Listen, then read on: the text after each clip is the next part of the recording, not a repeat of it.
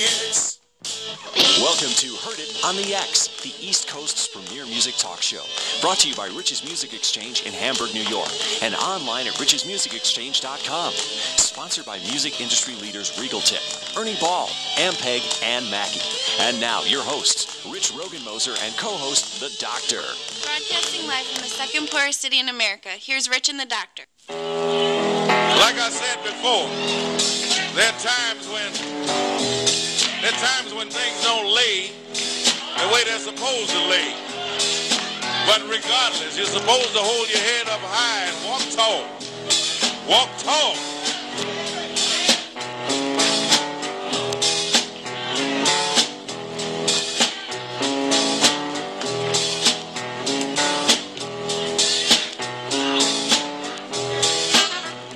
Hi folks, welcome down to the East Coast premier music talk show. Heard It on the X, the often imitated but never duplicated Heard It on the X show.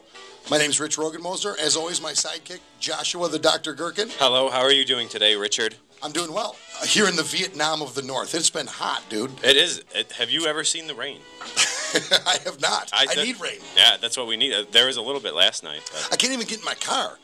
You got to open the doors, you got to put the windows down, you got to wait like a good 15 minutes before you get in. That's a great explanation, though, the Vietnam of the North. It is. I mean, I walk out to my car and I'm afraid someone's going to jump out of the bushes, guerrilla attack me. It's truly unfair for this area, too, because like half of the time we're, super the cold. frozen tundra. Yeah.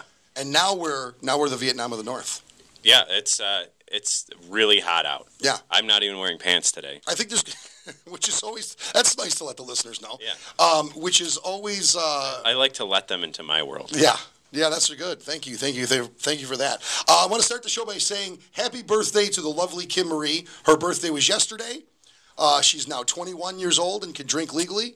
And Kim Marie's the love of my life and really just, I think the world of her. She's a swell gal. Happy birthday. There's a lot of birthdays this week and in July in particularly.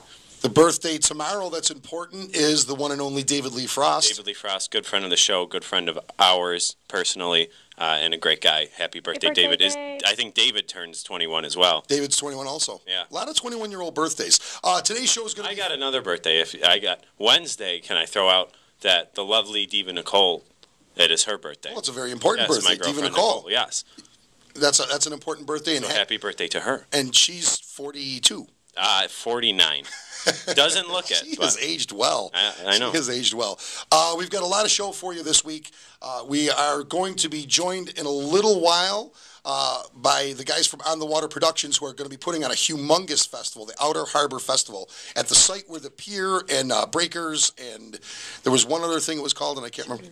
Shooters originally, Shooters Cafe, which is fantastic because everybody has been whining and crying for years about doing something down there, and these fellas said, hey, you know what? We're going to do something down there, and they have an over-the-top festival that's going to happen down there. Yeah, it's 4 days. There's fireworks, a ton of bands. Music. That's what I like to call it. And rides and food and everything. Music, food, and beer is all you need. It really is. And then there's water to look at.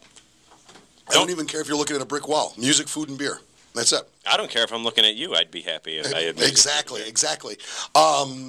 We have also we need to talk about Amy Winehouse, which is terrible and it's tragic, and we'll stop goofing around for a second. And it's really awful. Amy Winehouse was found dead yesterday in her London flat.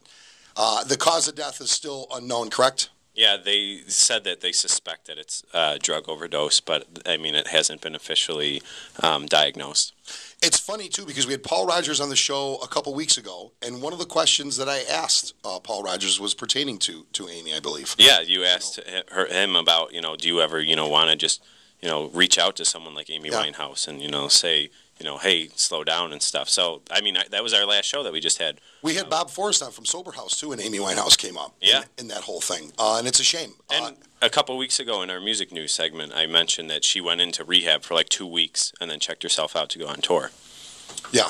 And did she drink a bottle of vodka prior to walking in? Walking in, she drank a whole bottle of vodka. It's a shame. It's a shame, and it's a downside of the industry. And we've had Rat Skates on talking about his movie, and we've obviously had Bob Forrest on from Sober House and Dr. Drew, and several different artists that have talked about the downside of the industry, and that is a downside of the industry when you are a person who is immensely gifted. I feel that she was. I really do. And a lot of people are, the joke out there, she, should have gone to rehab, but she said no and all that stuff. And that's really in poor taste, I feel.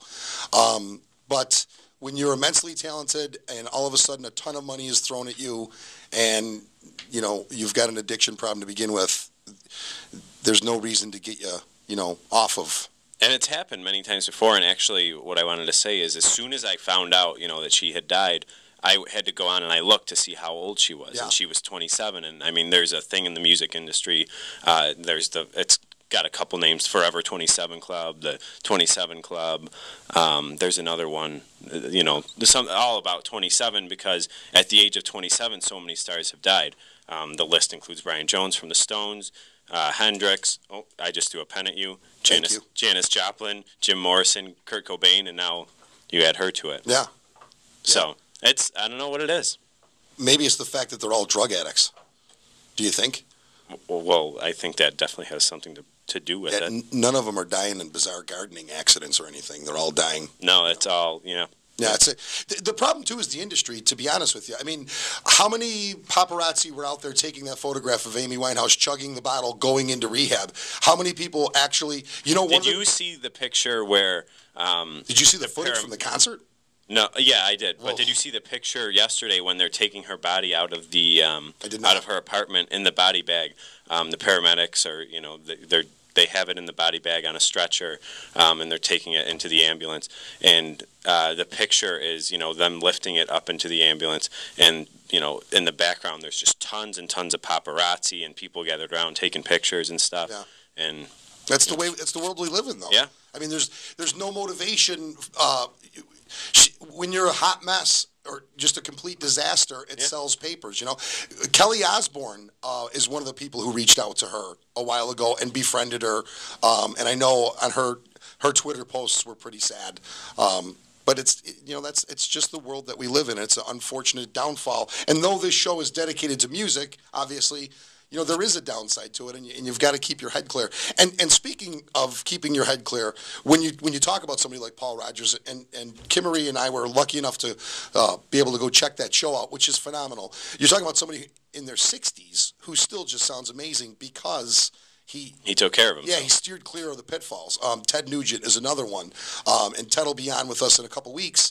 He steered clear of Ted has more energy than most 14-year-old boys. Yeah, last time that you interviewed him on the show, he was just off the charts. He's nuts. He is frightening. He's got a lot of energy. Yeah, he is.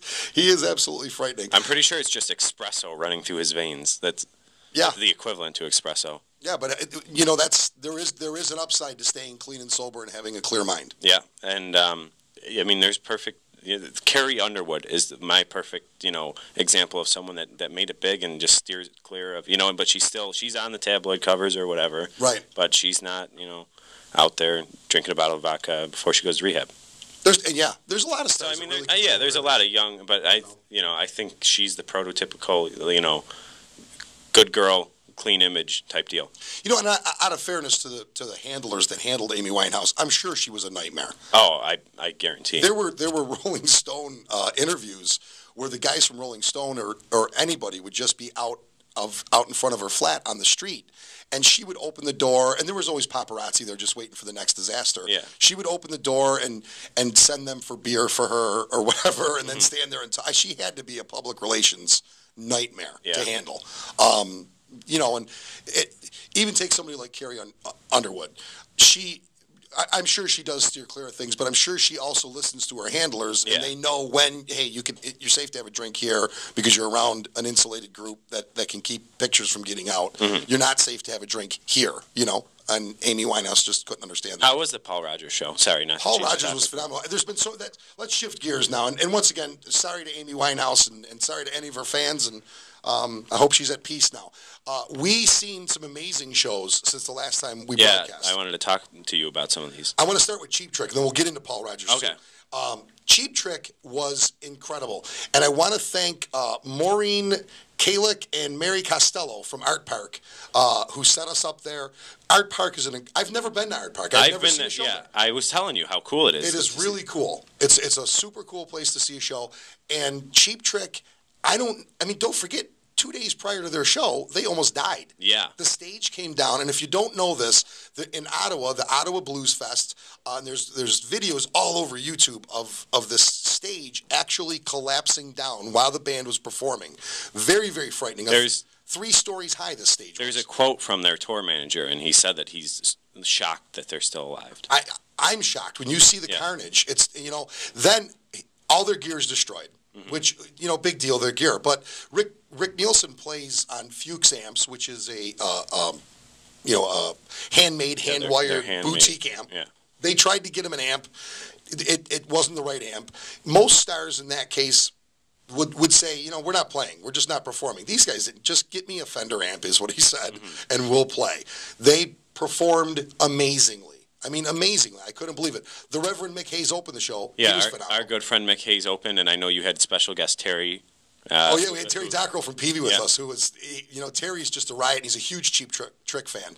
So that was a riot. Yeah, Art Park's a blast, and I'm actually planning on heading up there for the OAR show for sure.